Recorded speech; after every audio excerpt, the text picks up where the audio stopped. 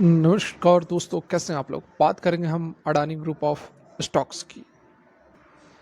तो यहाँ पर आप देख सकते हैं कि अडानी ग्रुप के लिए बहुत ही बड़ा एक संकट उभर के आने वाला है नेक्स्ट ईयर। क्या कुछ संकट है, क्या कुछ सीएफओ ने बड़ा खुलासा किया है, सारा कुछ जानेंगे इस वीडियो में। रिक्वेस्ट एक ही रहेगी कि वीडियो यदि अच्छी लगे लाइक करके हमें मोटिवेट जरूर करें, चैनल को सब्सक्राइब कर ले जबरदस्त जेन्युइन कंटेंट के लिए। तो यहाँ पर आप देख सकते हैं Adani group to pay repay 1.9 billion US dollar to bondholders. ठीक है, अभी आने वाले समय में अगले साल बहुत ही बड़ा अमाउंट जो है अडानी ग्रुप को पे आउट करना है। ये एक बहुत ही बड़ी समस्या हो सकती है अडानी ग्रुप के लिए। कितना कितना अमाउंट है यहाँ पर, टोटल जो है 1.9 बिलियन है, और जिसमें से कि कहाँ कहाँ है तो अलग अलग आप देख सकते हैं कि 750 मिलियन जो है वो है अडानी ग्रीन बॉन्ड होल्डर्स के लिए, जो कि अगले साल सितंबर में पूरा होने वाला है। 2019 में ही ये बेचा गया था। उसके बाद 650 मिलियन है Adani port and special economic zone के, ये भी जो है जुलाई में मैच्योर्ड होने वाला है, जिसमें से 325 मिलियन ऑलरेडी पे आउट किया जा चुका है। उसके बाद कंपनी के और भी हैं यहाँ पर देखिए, group has begun talks with the lender to raise 410 million for refinancing Adani Green's 500 million bonds transfer maturing in May. तो यहाँ पर तीन जो बड़े बड़े डेप्ट हैं, डेप्ट नहीं कहेंगे इसको, लोन्स कहेंगे।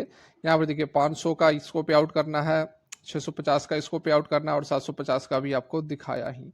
तो लगभग यहाँ पर आप देख सकते हैं कितना हो गया, 14, 12, 13, 14, 15, 16, 17, 18, लगभग 1.9 बिलियन। ठीक है, 1.9 बिलियन बहुत ही बड़ा अमाउंट होता है ये, और ये अमाउंट जो है वो पे आउट करना पड़ेगा अभी आने वाले साल में। तो इसके लिए कंपनी लगातार प्रयास कर रही है, लगातार फंड रेज करने की कोशिश भी कर रही है। While the Adani group did not response नहीं किया, लेकिन ग्रुप हैज बिगन डिस्कशन में लगी हुई है पोटेंशियल इन्वेस्टर्स के साथ में to raise long term funding extending up to 20 year in some instances. ठीक है, 20 साल तक की यहाँ पर फंड रेज करने की बात की जा रही है। लगे हुए हैं कंपनी के जो फाइनेंशियल्स जो होते हैं सेक्टर, वो लगे हुए हैं फंड रेज करने के लिए।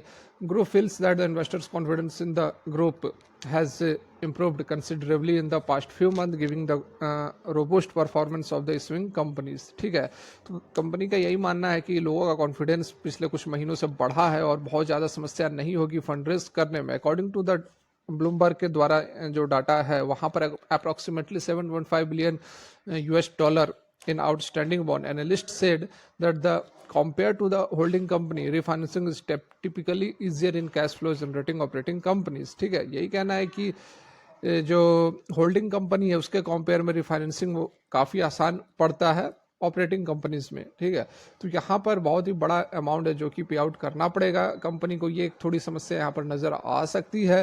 ट्यूसडे को स्पेशल इकोनॉमिक जोन ने अनाउंस किया था 5,000 करोड़ जो है वो रेस करेंगे नॉन कन्वर्टेबल डिवेंचर, और एडिशनल 250 करोड़ भाया non cumulative redeemed preferential shares के थ्रू। तो टोटल 5,250 करोड़ शेयर्स 5,250 करोड़ जो है अमाउंट वो रेस करने वाली है।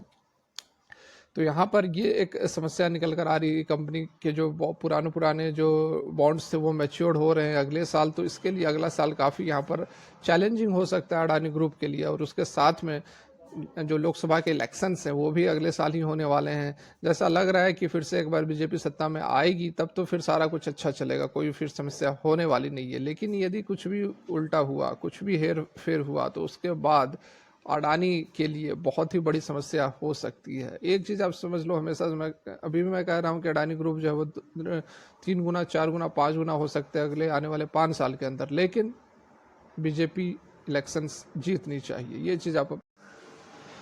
Adani Group has the capacity to invest 20 lakh crore, but the vendor pool not there, it's CFO. CFO का यहाँ पर क्या कहना है कि हम जो 20 लाख करोड़ तक का इन्वेस्टमेंट कर सकते हैं, लेकिन हमारे पास वेंडर पुल उस क्वालिटी के अवेलेबल नहीं है। ग्रुप जो है वो 80 लाख करोड़ का इन्वेस्टमेंट कर सकती है 45 साल के पीरियड में, if it run and develop it's infrastructure properly.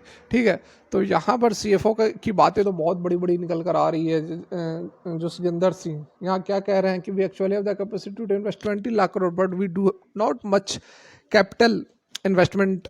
जैसा कि जो हाई क्वालिटी वेंडर्स होने चाहिए वो कंपनी के पास एट प्रेजेंट अवेलेबल नहीं है, और वो चीज़ यहाँ पर कंपनी खोज रही है। As we don't have those high quality vendors, so it will take us time to develop the vendor pool को डेवलप करने में समय लगेगा यदि हम अपना कामकाज सही से करें, ठीक है, इंफ्रास्ट्रक्चर प्रॉपरली से रन करें, डेवलपमेंट करें इंफ्रास्ट्रक्चर का, तो 45 साल के पीरियड तक हम जो है 80 लाख करोड़ का भी इन्वेस्टमेंट कर सकते हैं। बातें तो अच्छी यहाँ निकल कर आ रही है, बड़ी बड़ी बातें निकल कर आ रही है, लेकिन बात यही है कि अगले साल कंपनी को बहुत ही बड़ा अमाउंट पे आउट करना, और इसी के लिए कंपनी जो अडानी विल्मर के अंदर स्टेक भी बेच रही है। बड़ा अमाउंट वहाँ पर कंपनी 45% के आसपास का कंपनी का स्टेक है, अडानी का स्टेक है विल्मर के अंदर, तो उसको भी डिसइन्वेस्ट करने की बात चल रही है। और यही कारण है कि कंपनी जान रही है कि अभी आगे आने वाले समय में बहुत बड़े अमाउंट की ज़रूरत होगी, तो जब तक वो अमाउंट पे आउट नहीं करेंगे तब तक कामकाज अच्छा चलेगा नहीं, क्योंकि अगर पे आउट नहीं होते, डिफॉल्ट होते, तो निगेटिव न्यूज़ निकल कर आएगी, निगेटिव इमेज बनेगा, और निगेटिव इमेज से क्या कुछ हुआ हिडनबर्ग रिपोर्ट ने सारा कुछ आप लोगों को बता दिया। तो यहाँ पर चैलेंजेस ज़रूर हैं, लेकिन जैसा कि अभी आपको बताया, अगर ठीक ठाक रहता है अगला साल आने वाला, तो अडानी ग्रुप के लिए बहुत ही बड़ी तेजी यहाँ पर बन सकती है। जो स्टॉक्स के अंदर गिरावट हो रही है उससे बहुत ज़्यादा चिंता करने की जरूरत नहीं है, क्योंकि जो रैली आई थी, जो हिडनबर्ग की रिपोर्ट और उसके बाद सुप्रीम कोर्ट, उसके बाद यूएस की तरफ से, उसके बाद बीजेपी की जीत, तो ये जो 3 खबरें मिलकर जो इम्पैक्ट डाली थी, लगभग स्टॉक डबल हो चुका था, तो उसके बाद प्रॉफिट बुकिंग होगी ही होगी, इसमें कोई बहुत बड़ी चिंता की बात नहीं है। बिंदास रहें, बस ठीक ठाक चले, आने वाला साल अच्छा निकल जाए, अडानी ग्रुप 3 गुना 4 गुना 5 गुना भी हो जाएगा आने वाले 5 साल के अंदर। फिलहाल के लिए वीडियो यहीं तक, अच्छी लगी हो लाइक करें।